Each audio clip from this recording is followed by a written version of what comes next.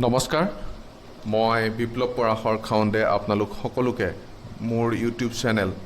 Living inspiration fundamental and ইউফিয়ৰলৈ আদৰণি জনাইছোঁ। আজি মই আপোনালোকৰ লগত যিটো টপিক উপস্থাপন কৰিম সেই টপিকটোৰ নাম হৈছে স্পীচ থেৰাপি। যদিও বা মই এজন স্পীচ থেৰাপিষ্ট নহয়, যিটো BSLP বা যেনেকুৱা বেচেলৰ ৰেংকৰ যিটো বা মাষ্টাৰ ডিগ্ৰী ৰেংকৰ যিটো কোৰ্চ কৰাৰ পিছত এজন স্পীচ থেৰাপিষ্ট হয়, মই নহয়। মই সাধাৰণ এজন স্পীচ থেৰাপি টেকনিচিয়ান। 2004 চনত CRC গুৱাহাটীৰ পৰা মই পাছ কৰি ওলাইছিলোঁ আৰু বিভিন্ন সময়ত বিভিন্ন অনুষ্ঠান প্ৰতিষ্ঠানৰ লগত মই যেতিয়া কাম কৰি আহিছোঁ তেতিয়া কোনো সময়ত মই স্পীচ থেৰাপি যিটো কাম, স্পীচ থেৰাপিৰ যিটো সেৱা, সেই সেৱা কোনো সময়ত মই আগবঢ়াই আহিছোঁ। যদিও বা মোক মানুহে এজন সমাজকৰ্মী বা এজন NGOত অফিচিয়েল ছাইটটোত কাম কৰা মানুহ বুলিহে পৰিচিত, তথাপিও মই অকণমান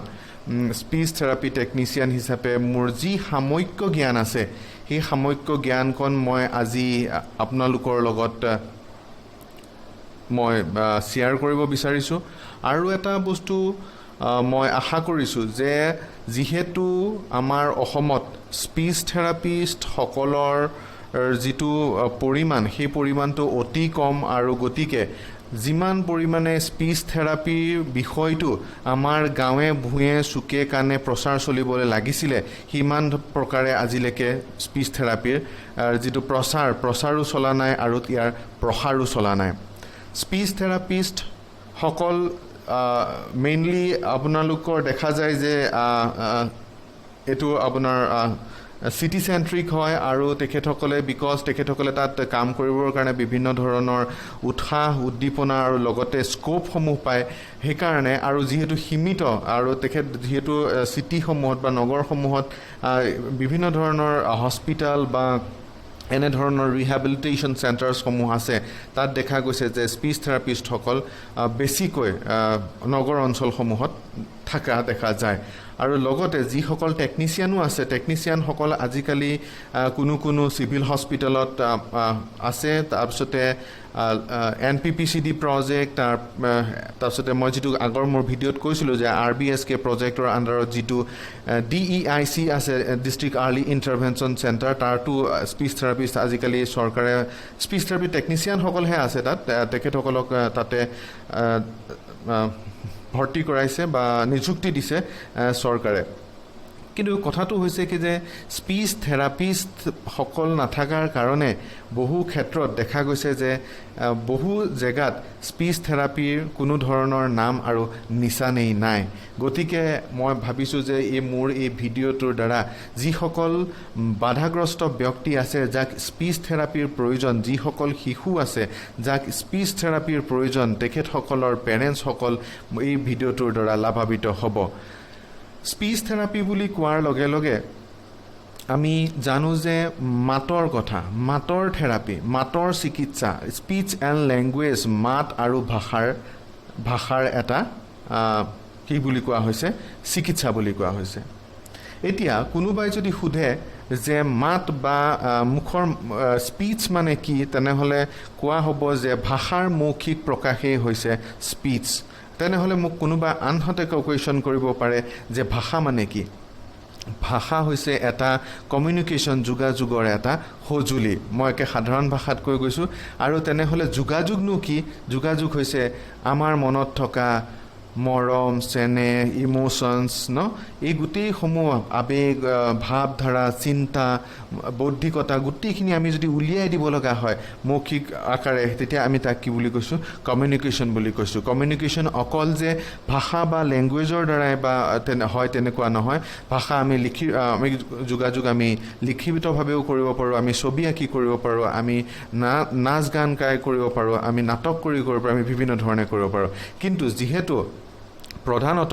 কমিউনিকেশ্যন বুলি কোৱাৰ লগে লগে এজন মানুহৰ স্পিচটোৰ কথা আগতে আহে বা মাতটোৰ কথা আহে তেনেহ'লে যিসকল ব্যক্তি বা যিসকল শিশুৰ স্পিচত প্ৰব্লেম আছে তেখেতসকলৰ কাৰণে স্পিচ থেৰাপিৰ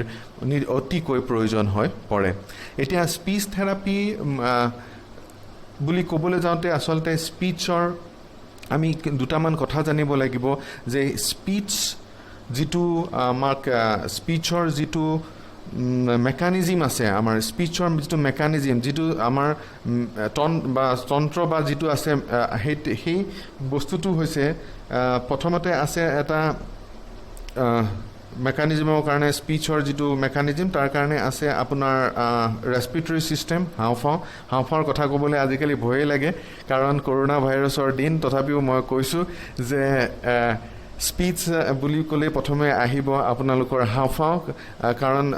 আমি কেতিয়াও কথা কৈ যেতিয়া উশাহ লৈ থাকোঁ কেতিয়াও কথা ক'ব নোৱাৰোঁ কিন্তু যেতিয়া আমি উশাহ এৰোঁ তেতিয়াহে সদায় কথা ক'ব পাৰোঁ ইয়াৰ লগত কি জড়িত আছে মই পিছত ক'ম তাৰপিছতে আহক ইয়াত এটা আমাৰ ঘটি আছে এই ঘটিটোৰ নাম হৈছে লেৰিংছ আৰু ইয়াক ফনেটৰী চিষ্টেম বুলি কৈ থোৱা আছে য'ত শব্দৰ সৃষ্টি হয় বুকুৰ পৰা শব্দৰ সৃষ্টি নহয় শব্দৰ সৃষ্টি ডিঙিত আৰু ডিঙিৰ পৰা অলপ ওপৰলৈ অহাৰ পিছত এটা ৰিজনেটৰী চিষ্টেম পায় যিটো নেছ'ভেৰিংছ বুলি কোৱা হয় মুখ গহ্বৰ নাক আৰু ডিঙি যোনখন জেগাত লগ খাইছে আলজিভাৰ পিছৰ ফালৰ জেগাখিনি সেই জেগাটোক কি বুলি কোৱা হৈছে ৰিজনেটৰী চিষ্টেম যে আমি মাতটো কিমান ডাঙৰকৈ উলিয়াম কিমান সৰুকৈ উলিয়াম সেইখিনি জেগাতে নিৰ্ভৰ কৰে তাৰপিছতে আৰ্টিকুলেটৰী চিষ্টেম উচ্চাৰণৰ কাৰণে যেনে আমাৰ ওঠ আছে দাঁত আছে দাঁতৰ লগত এলভিঅলাৰ ৰিজ আছে আলুবিলাক আপোনালোকে দেখিছে ইয়াৰ পিছতে পাব আপোনালোকে হাৰ্ট প্লেট এই টান যিখন তালু আছে টান তালুখনক কোৱা হৈছে হাৰ্ট প্লেট ইয়াৰ পিছতে আছে চফ্ট প্লেট কোনখনক কৈছে য'ত আমি ৰাতিপুৱা বা আমি যদি আঙুলি ভৰাই পেলাই মুখখন চাফা কৰিব যাওঁ বা আঙুলি লাগে য'ত আঙুলি লগাৰ লগে লগে বমি লগা নিচিনা আমাৰ ভাৱ হয় সেইখিনিক চফ্ট প্লেট বুলি কোৱা হৈছে আৰু তাৰপিছতে জিভা আছে গাল আছে এই সকলোবোৰ ওঠ আছে এই সকলোবোৰ লগ খাই পেলাই কি হৈছে আৰ্টিকুলেটৰী চিষ্টেম হৈছে এই যে ইয়াত শব্দটো যে সৃষ্টি হ'ল শব্দটো ডাঙৰকৈ ওলাব নে সৰুকৈ ওলাব ইয়াত নিৰ্ধাৰণ হ'ল তাৰপিছত যে সেইটো এটা অৰ্থপূৰ্ণ হ'ব লাগিব যে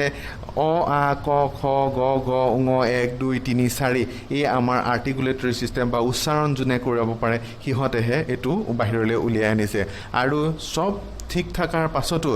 ইয়াৰ অতি প্ৰয়োজনীয় বস্তুটো হৈছে মগজু যদি মগজু ঠিক থাকে তেনেহ'লে সকলো বস্তু ঠিক ধৰণে ওলাই আহিব প্ৰতিটো বস্তুৰে অৱশ্যে হাওঁফাওঁ তাৰপিছতে আমাৰ যিটো ঘটি আছে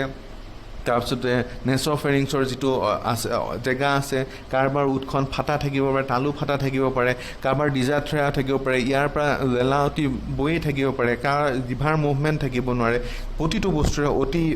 এই স্পিচ প্ৰডাকশ্যনত শব্দৰ উচ্চাৰণত অতি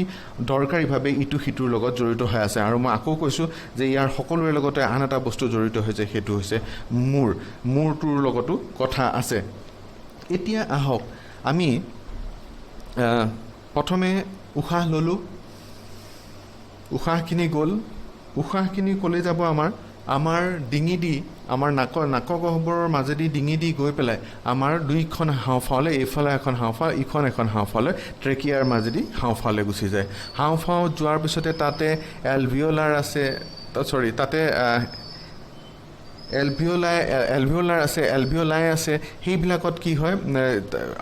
যিটো বায়ু আছে বায়ুটো তাত সোমাই যায় আৰু তাত এটাই কাম আছে যে অক্সিজেনখিনি এৰি দিয়ে আৰু কাৰ্বন ডাই অক্সাইডখিনি লৈ পেলাই বাহিৰলৈ আহে কিন্তু যেতিয়া আমি নাকেদি বায়ুটো ভিতৰলৈ লৈ লওঁ তেতিয়া ডিঙিৰ মাজেৰে যেতিয়া যায় ঘটিৰ মাজেৰে তেতিয়া সি কি হয় চাপৰ সৃষ্টি নকৰে কিন্তু সি যেতিয়া ওলাই আহে তেতিয়া কি হয় এই আমাৰ ডিঙিটো য'ত আছে যিটো ডিঙিত য'ত আমাৰ ঘটি আছে এই ঘটিটোৰ ভিতৰত দুডাল কি আছে দুডাল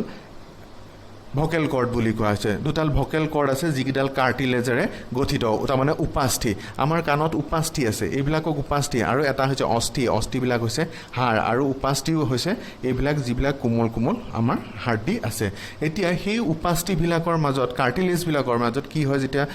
ওলাই অহাৰ লগে লগে চাপৰ সৃষ্টি কৰে কাৰ্টিলেজকেইডাল কঁপিবলৈ আৰম্ভ কৰে আৰু কাৰ্টিলেজকেইডাল যেতিয়া কঁপিবলৈ আৰম্ভ কৰে তাৰ পৰা শব্দৰ সৃষ্টি হয় শব্দটো ওলাই আহি পেলাই ডিঙি পোৱাৰ লগে লগে আমি ডাঙৰকৈ ডাঙৰকৈ মাতিম নে সৰুকৈ মাতিম, একে সৰুকৈ মাতিম, কিমান ডাঙৰকৈ মাতিম তাৰ সেইটো নিৰ্ধাৰণ তাৰ পৰাই আমি সৰু ডাঙৰ কৰিব পাৰোঁ। তাৰপিছতে এতিয়া যদি মই বিভিন্ন ধৰণে কথা পাতি আছোঁ, সেইটো মোৰ যিখিনি আৰ্টিকুলেটৰ্ছ আছে আৰ্টিকুলেটৰ্ছখিনিৰ দ্বাৰা মই কথাখিনি উচ্চাৰণ কৰি আছোঁ, আৰু মোৰ মগজুৱে প্ৰচেছিং কৰি আছে আৰু ছিকুৱেঞ্চিং কৰি আছে, মই কি ভাবিছোঁ কি কৈ আছোঁ সেইটো ঠিক হোৱাটো অতি প্ৰয়োজন। আৰু মনত ৰখাৰো, কাৰণ লেংগুৱেজ এনেকুৱা এটা বস্তু যিটো বাচ্ছা এটাই মাকৰ পেটত শিকি নাহে। ই যিমানেই শিশুটো ডাঙৰ হ'ব তাৰ কি হ'ব, তাৰ মাত কথাৰ এটা বিকাশ আমি দেখা পাওঁ। এটা শিশু যেতিয়া জন্ম হয় সি 5 মিনিটৰ ভিতৰত কান্দিব লাগে, সেইটো তাৰ প্ৰথম মাত। তাৰপিছতে সি কলকলাব, 3 মাহমান বয়সত সি লেলিং কৰিব, আ ই উ আ এ অ। তাৰপিছতে 6 মাহমানত বেবলিং, লা লা বা বা তা তা, তাৰমানে ব্যঞ্জনবৰ্ণ স্বৰবৰ্ণ একলগ কৰিব। তাৰ পাছতে আপোনাৰ 9 মাহমান বয়সত এটা ষ্টেজ আছে যাক ইডিঅ'মৰ্ফ বুলি কোৱা হয়। ইডিঅ'ত মানে হৈছে মূৰ্খ, মৰ্ফ মানে হৈছে মৰ্ফলজি, ভাষা। কেনেকুৱা ভাষা? ধৰক আমি যদি গৰুটোক দেখিছোঁ, গৰুটোক গৰু বুলি নকৈ পেলাই হাম্বা বুলি ক'ম। তাৰপিছতে গাড়ীখনক ভোঁ বুলি ক'ম, মাছক তিতি বুলি ক'ম, এনেকুৱা ধৰণৰ কথা। এতিয়া সেই শব্দবিলাক তিতি, আপোনাৰ ভোঁ, তাৰপিছতে হাম্বা, এই শব্দটো আপুনি কিন্তু এটা মিনিংফুল বস্তু নহয়, কিন্তু সেইকাৰণে কৈছে যে মূৰ্খৰ ভাষা বুলি। কিন্তু আপুনি আমি সকলোৱে স্পীচ ডেভেলপমেণ্টৰ যিটো ষ্টেজ আছে এই সকলোৱে এই ধৰণে পাৰ কৰি আহিছোঁ। তাৰপিছতে এবছৰত আমাৰ প্ৰথম মাতটো ওলায়, মা বা আইতা বা দেউতা অৰ্থপূৰ্ণ শব্দ হ'ব লাগিব, যাকে তাকে মা বুলি ক'লে কিন্তু সেইটো কেতিয়াও প্ৰথম শব্দ বুলি ধৰা নহ'ব। তাৰপিছত 2 বছৰতে ফ্ৰেজ হ'ব, 2টা শব্দ লগ খাব, আৰু 3 বছৰ বয়সৰ পৰা কি কৰিব, এটা শিশুৱে চেণ্টেন্স ক'বলৈ আৰম্ভ কৰে, বাক্য ক'বলৈ আৰম্ভ কৰে, আৰু লাহে লাহে কমপ্লেক্স চেণ্টেন্সলৈ যায়, যেনেকৈ নাইবা, কিন্তু, আৰু বা 2টা বস্তু এনেকৈ লগ লগায়। এতিয়া কি হৈছে, শিকি আহিছে লাহে লাহে। যেতিয়া বাচ্ছা এটা জন্ম হৈছে, সি জানা নাই যদিও যেতিয়া আপুনি বাচ্ছাটোৰ ওচৰত যায় আৰু গৈ পেলাই কথা পাতেগৈ বা তাৰ লগত বিভিন্ন ধৰণে আদান প্ৰদান কৰে, যে তোমাক এবাৰ বিহুত আমি ফুৰাবলৈ লৈ যাম মামা ঘৰলৈ, তাৰপিছতে বন্দুক আনি দিম, তুমি কি খাবা কোৱাচোন, তোমাক আমুকো লাগিব নেকি, দেখিছানে এইটো চৰাই কিমান, আমি যে কৈ আছোঁ, বাচ্ছাটো কি সদায় অবজাৰ্ভ কৰি থাকে মুখলৈ। সি দেখি থাকে যে মানুহটোৱে মুখখন লৰাই থকাৰ লগে লগে, জিভাবিলাক লৰাই থকলে কিছুমান শব্দ তাৰ কাণলৈ আহে, আৰু সি কি কৰে, সি সেই কথাখিনি ক'বৰ কাৰণে চেষ্টা কৰে। সেইটো হৈছে 9 মাহমান বয়সৰ পৰা ষ্টাৰ্ট হৈ যায়। আৰু এই যিটো মই ইডিঅ'মৰ্ফ ফুলো, ইডিঅ'মৰ্ফ আচলতে অকণমান পিছত হ'ব, 11 মাহমান বয়সত হ'ব। 9 মাহৰ বয়সটো হৈছে ইকলিলিয়া। আচলতে মই যিটো কৈছোঁ ইকলিলিয়া ষ্টেজটো সেইকণো সময়ত ষ্টাৰ্ট হয়। এতিয়া এটা চাওক, এটা যদি শিশু জন্মৰ পৰা কাণেৰে নুশুনে, তেনেহ'লে যেতিয়া তাৰ ওচৰত কোনোবা এটা মানুহ গৈ পেলাই কথা বতৰা পাতে, কেনেকুৱা ধৰণৰ হ'ব জানেনে? এনেধৰণৰ হ'ব। চাওক, গৈ পেলাই কথা পাতিছে, গুচি আহিছে, ল'ৰাটোৱে একোৱে শুনা নাই। তাৰপিছতে আকৌ কোনোবা এটা আহিছে, মাক বা বায়েক বা ভনীয়েক বা আইতাক, আহি পেলাই কথা পাতিছে, কিন্তু পিছত কি হৈছে, একোৱেই শুনা নাই। তাৰপিছত কি হয়, সি যিহেতু একো নুশুনে, বাচ্ছাটো যদি কাণেৰে নুশুনে, সি কথাও ক'ব নোৱাৰে জন্মৰ পৰা। কাৰণটো হৈছে সি যেতিয়া একো নুশুনে, নিজে সি প্ৰেক্টিছ কৰিবলৈ চেষ্টা নকৰে। সেইকাৰণে কোনোবা এটা শিশুৱে যদি জন্মৰ পৰা কাণেৰে নুশুনে, তেনেহ'লে সি কথাও ক'ব নোৱাৰে। কথা ক'ব নোৱাৰা কথাটো হৈছে সি যিটো বিকাশৰ যিডাল গ্ৰাফ, বিকাশৰ যিডাল ৰেখা, বিকাশৰ ৰেখাডালৰ মাজতে যেতিয়া 9 মাহমান হয়, যিটোক আমি ইকলিলিয়া বুলি কৈছোঁ, ইকলিলিয়া জেগা সময়খিনিতে তাৰ কি হৈছে, পূৰণ চিন এটা আমি দিব লগা পৰে। এতিয়া কাণেৰে যদি নুশুনে, তেনেহ'লে এটা শিশুৱে কথা ক'ব নোৱাৰে। তাৰপিছতে যদি চেৰিব্ৰেল পলচি থাকে, মাচুলছৰ টাইটনেছ থাকিব পাৰে। তাৰপিছতে মাচুলছৰ আৰু যিটো আমি কি কৈছিলোঁ, চেৰিব্ৰেল পলচিৰ যে ভাৰসাম্য ৰক্ষা কৰিব নোৱাৰে, বা আমি মাচুলটোক যেনেধৰণে চলাব বিচাৰোঁ তেনেধৰণে চলাব নোৱাৰোঁ। অকল হাত ভৰিতে নহয়, মুখৰ যিখিনি আছে, জিভা, ওঠ, তাৰপিছতে তালু, এইখিনিতো সিহঁতে এই বস্তুটো কৰিব নোৱাৰাৰ ফলত শব্দ এটাৰ সৃষ্টি কৰা সিহঁতৰ যথেষ্ট অসুবিধা হয়। তাৰপিছতে ডিজাৰ্ট্ৰি আছে, যাৰ মাংসপেশীবিলাক ঢিলা হয়। এতিয়া ধৰক আমি যদি ইয়াত এনেকৈ সুৰসুৰাই দিওঁ, গম পাওঁ ন, এটা কেঁচুৱাক যদি আমি সৰুতে টেষ্ট কৰি চাওঁ, সদায় কি কৰা হ'ব, তাক ইয়াৰ পৰা সুৰসুৰাই দেখি মুখখন অকণ এনেকৈ দিব। কিন্তু যদি কাৰোবাৰ নকৰে, এইফালে নকৰে, কোনো ৰিয়েকশ্যনে নাই, তেতিয়া গম পাম যে এইটো ডিজাৰ্ট্ৰিয়া থাকিব। তাৰমানে ডিজাৰ্ট্ৰিয়া মানে হৈছে মুখৰ মাংসপেশীৰ দুৰ্বলতা, আৰু তাৰ ফলত কি হ'ব, চুবাব নোৱাৰা হ'ব, গিলিব নোৱাৰা হ'ব, মুখেদি লালাৱতি বৈ থাকে। তেনেকুৱা শিশু আমি সকলোৱে দেখিছোঁ। তাৰপিছতে আহক ক্লেফ লিপ। মই কৈছোঁ যে ওঠ আৰু তালুটো যদি ফাটা থাকে, তেতিয়াও মাতটো ভালদৰে উচ্চাৰণ কৰিব নোৱাৰিব। আপোনালোকে শুনিছে, এনেকৈ ধৰণৰ কথা কয়। ফলত কি হয়, স্পীচ ক'লেই নহ'ব যোনজন বুজোতা থাকিব যোনজন শ্ৰোতা থাকিব যোন শুনোতা থাকিব শুনোতাজনে তেখেতৰ কথাটো বুজিব লাগিব আৰু কেতিয়া স্পীচ ডিছঅৰ্ডাৰ বুলি কয় জানেনে যেতিয়া মানুহ এজনৰ কথা বতৰাখিনি বা ভাৱভংগীখিনি যেতিয়া এখন সমাজে আপোনাৰ সমাজৰ যিটো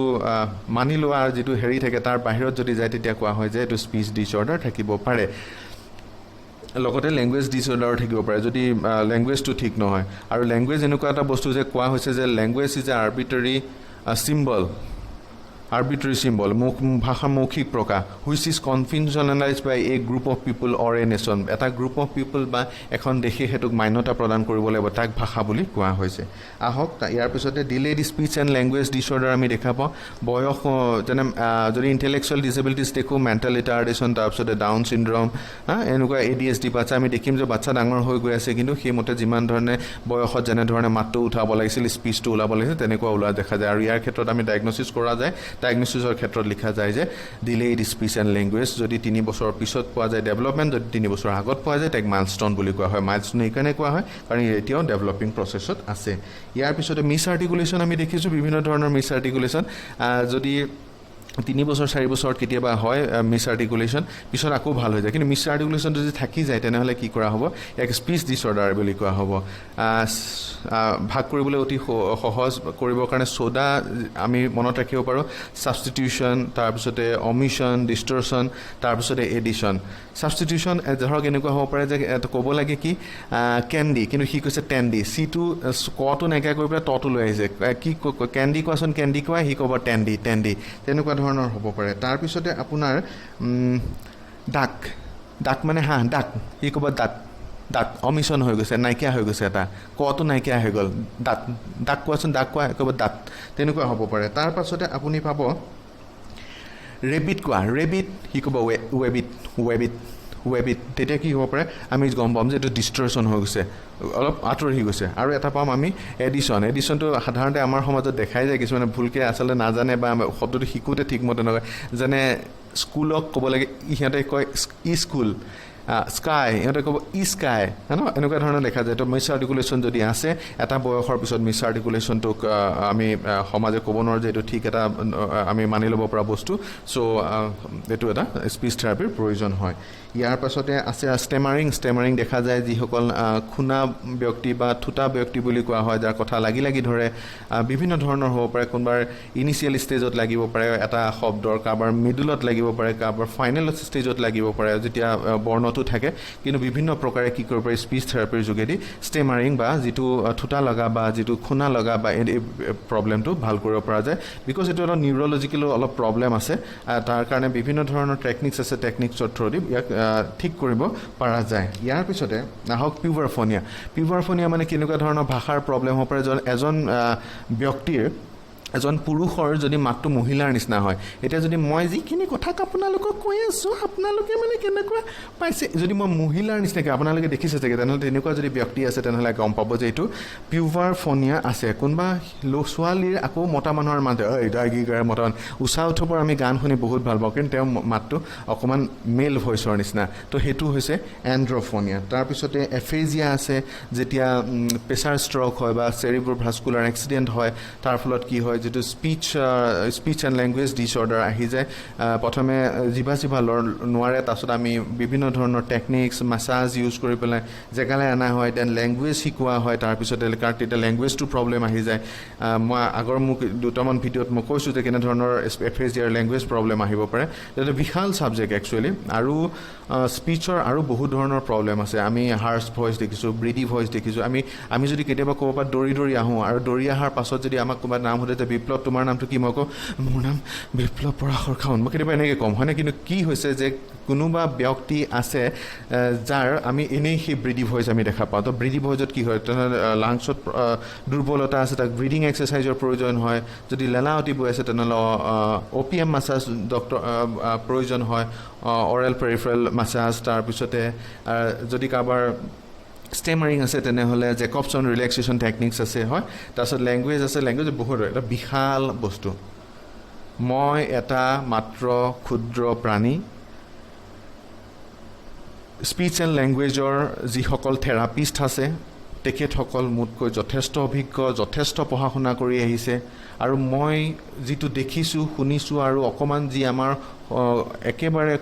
কম সময়সীমাৰ যিটো পাঠ্যক্ৰম আছিল, পাঠ্যক্ৰমত যি দুই এটা কথা শিকিছিলোঁ, সেই কথাকে আজি মই আপোনালোকৰ লগত ক'লোঁ। অনাগত দিনত মই ভাবিছোঁ যে মই আপোনালোকৰ আগত ডেমনষ্ট্ৰেশ্যন কৰিম যে এটা বাচ্চাক লৈ পেলাই কেনেকৈ স্পীচ থেৰাপি সাধাৰণখিনি, ডাঙৰখিনি মই নকওঁ, ডাঙৰখিনি কিন্তু সাধাৰণ যিখিনি আমি ঘৰতেই কৰিব পাৰোঁ সেইখিনি আমি কৰিব পাৰিম। যাতে থুই লোৱাটো বন্ধ কৰিব পাৰোঁ নেকি, তাৰপিছতে চুবোৱাটো আমি ভাল কৰিব পাৰোঁ নেকি, গিলাটো আমি ভাল কৰিব পাৰোঁ নেকি, আমি ফুৱাব পৰাটো ভাল কৰিব পাৰোঁ নেকি, হয়নে, পানী খোৱাটো ভাল কৰিব পাৰোঁ নেকি, এইখিনি বৰ প্ৰয়োজন। আমাৰ মুখখনৰ দুটা কাম, এটা হৈছে প্ৰথমে খোৱা বোৱা কৰিলেহে জীয়াই থাকিম আৰু তাৰপিছতহে আমি কথা ক'ম। চ' দুইটা বস্তুৰ অতি প্ৰয়োজনীয়। আশা কৰিছোঁ স্পীচ থেৰাপি এটা ডাঙৰ বস্তু। ক'ৰবাত যদি মোৰ কোৱা ভুল হৈছে তেনেহ'লে মোক ক্ষমা কৰিব। আৰু মোৰ পেৰেণ্টছসকলক মোৰ এটা অনুৰোধ যে স্পীচ থেৰাপি যেতিয়া আপোনালোকক কোনোবাই গাইড কৰিব দিয়ে, ঘৰত আহি কিন্তু সদায় প্ৰেক্টিছ কৰিব। যদি ঘৰত আহি যদি প্ৰেক্টিছ নকৰে, স্পীচ থেৰাপিষ্টেহে বোলে কামটো কৰিব, তেনেকুৱা নহয়। হলিষ্টিক এপ্ৰ'চ বুলি কোৱা হয় যে আপুনি, মই, কমিউনিটি, আইতাক, খুৰাওক, হয়নে, সকলো স্কুলৰ টিচাৰ সকলোৱেহে যাতে আমি ইজনে সিজনৰ হাতত হাত ধৰি পেলাই এজন বাধাগ্ৰস্ত ব্যক্তিৰ প্ৰতিটো পদক্ষেপতে আমি আগবঢ়াই লৈ যাব পাৰোঁ। সেইকাৰণে স্পীচ থেৰাপিৰ বিষয়ে মই পিছত ক'ম। আশা কৰোঁ মোৰ ভিডিঅ'টো চাই আজি আপোনালোকে ভাল পাইছে, আৰু যদি ভাল পাইছে তেনেহ'লে লাইক কৰিব, শ্বেয়াৰ কৰিব এণ্ড ছাবস্ক্ৰাইব কৰিব, আৰু তেতিয়াহে মই উৎসাহিত হৈ মই এনেধৰণৰ ভিডিঅ' আপোনালোকৰ মাজলৈ দিব পাৰিম। তো মই বৰ্তমান আজি ইমানতে শেষ কৰিছোঁ, আৰু living inspiration fundamental and welfare তৰফৰ পৰা মই বিপ্লৱ খাওঁতে আপোনালোক সকলোকে এই ভিডিঅ'টো চোৱাৰ কাৰণে ধন্যবাদ জনাইছোঁ। ধন্যবাদ।